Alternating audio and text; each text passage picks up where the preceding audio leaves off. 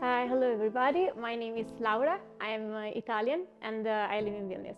So I was born in a Christian family. I had a very nice family. My parents were lovely. They would always bring me to church, and church was my second family. So during my childhood, I remember that God was my best friend because He was the only one that I could always speak to. I knew that He was always listening to me, even when I was alone, especially when there were not my parents available to help me. So I knew that I could always go to God. I had a nice childhood, and everything was going fine in my life until around the age of 12 years old. I started to growing up a bit with my mind, and I remember that I wanted to develop my own thoughts. I wanted to be a distinct person from my parents. I wanted to show that I was independent, that I had the opposite opinions and the opposite beliefs, and so my concept of God and of life started to change radically. Suddenly, God became a judge. He was not constantly watching over me in order to help me, but now He was always watching over me in order to judge me. I remember that I was just losing joy of life day after day.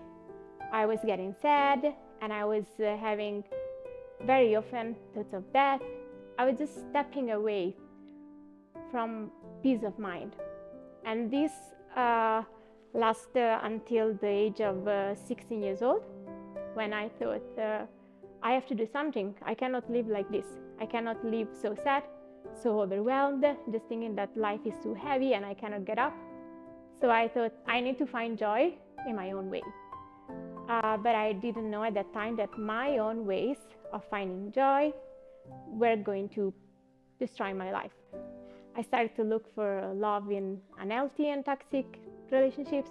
I started to look for calmness in the wrong places, and that brought me to develop some little addictions. But I remember my parents were trying to remind me in a very kind way that God was still there. He was still loving me. He was still ready to help me in case I was going to ask. But I was too stubborn and too pride to turn back to Him, because I wanted to show up to everyone that I was able to make it on my own in my own ways. Eventually, I got back to Lithuania, to Vilnius.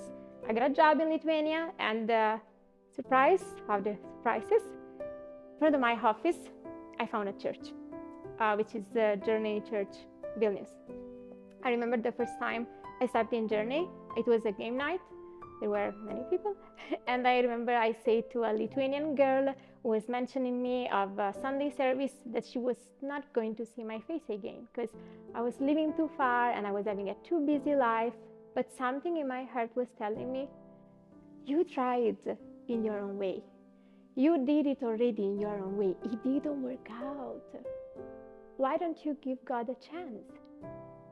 And so I started to show up here on Sunday at every service. I couldn't miss any service because I knew that there was something there. I still remember one time that I was sitting on the back trying to hide myself from everyone, and I heard the pastor saying, God loves you. Do you know how many times in my life I heard someone telling me that God loved me? It's not 100, it's thousands of times. I grew up in church. My parents told me that God loved me every day of my life. But I never fully believed in it. And on that day, I made a choice. I had this little faith. And on that day, I said, I'm going to believe that God loves me.